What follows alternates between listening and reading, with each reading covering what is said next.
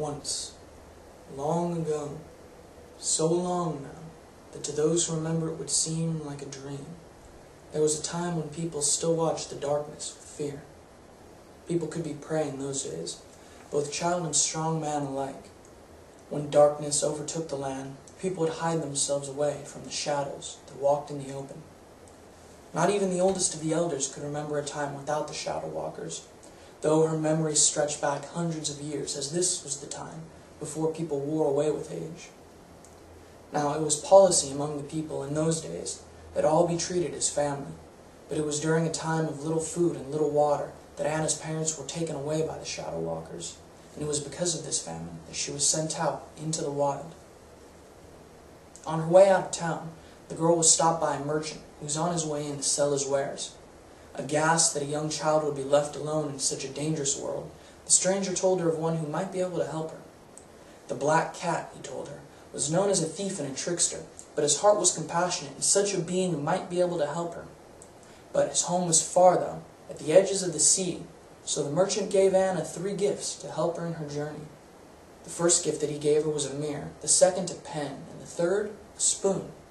Anna thanked the man in the humble manner that had been taught to her, and then headed in the direction of the sea.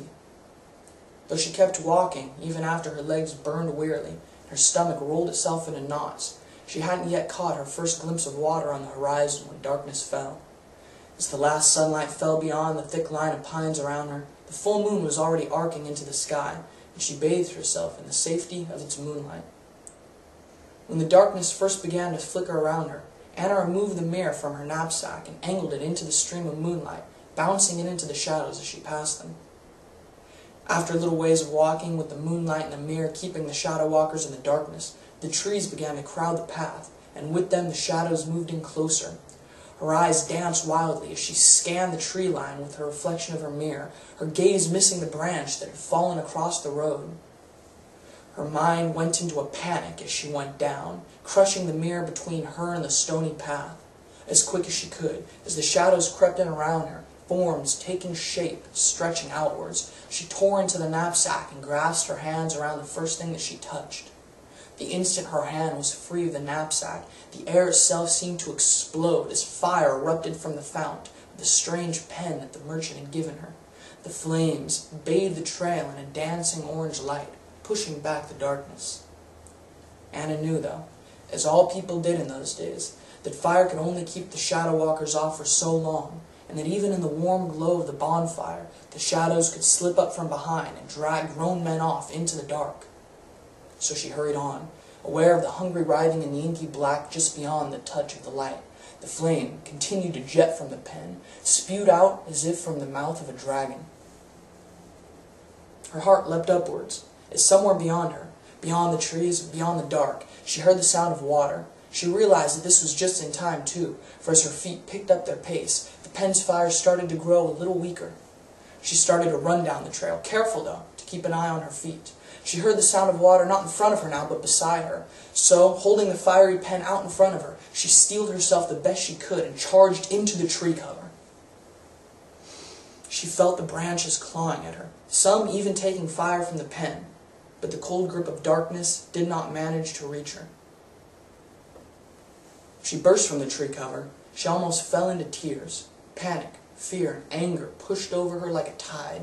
She cursed herself for her own stupidity as she looked over, not a vast ocean, but the muddy banks of a wide river. The pen's fire grew even lower, its light shifting wildly, and as the shadows started to twist outwards from the darkness of the dense woods, suddenly she remembered the merchant's 3rd gift, and with only slim faith to hold on to, she reached into her knapsack for the spoon. The spoon started to grow and shift the second it was free of her bag, and in a moment, the spoon was no longer a spoon but a raft, sitting on the river's edge. Without hesitation, Anna pushed the raft out and hauled herself aboard. On the river, she was bathed in moonlight, and sat looking up at the bright, full orb as it swung through the sky. She closed her eyes, and when she opened them again, she was at the sea. She woke to the bright sun, and crawled slowly from the raft to the sand where she had washed ashore. Despite the small rest she had gotten, she was tired down to her bones, and ached with hunger. She blinked sand from her eyes as she spotted, up the beach where the turf met the sand, a wooden house with a wide porch. As she blinked, she thought she saw the merchant from the village sitting on the windworn porch, but as she approached, she saw the form had the pointed ears of a cat. The black cat gave her a smile as she climbed up the porch, easing out of his seat with a lazy stretch. Cordially, he brought her inside, fixed her a meal, and listened while she told her tale. She asked the black cat to protect her village, or to at least teach them to protect themselves. The black cat sighed. In his claws, he told her, was the one thing that the Shadowwalkers feared, a poison, the only thing that could bring numbers to their long, cruel nights, and so he made her an offer. I won't give you my claws, he told her. The poison has to be kept fresh, but what I can do is give the poison to you to keep in your blood. In her blood, the poison would stay fresh, and the darkness itself would not touch her for fear of death. There was a cost, though. Over many years, longer than her parents had lived, and longer than only the elders saw, the poison would wear her down and kill her. The black cat called this poison age. People will never again find themselves prey, he told her. Your days will be numbered, but you will have a chance to live them without fear. Anna chose. And as the black cat's claws broke her skin, he told her that over time the poison would pass through her blood to all people, as it happened to every other creature of the wild world who had sought the poison before her time. Anna felt no different with the poison inside her, but thanked the black cat, who sent her on the trail back to her village with food for her trip. Anna walked back to her people unafraid, even as the sun slipped off into the dark.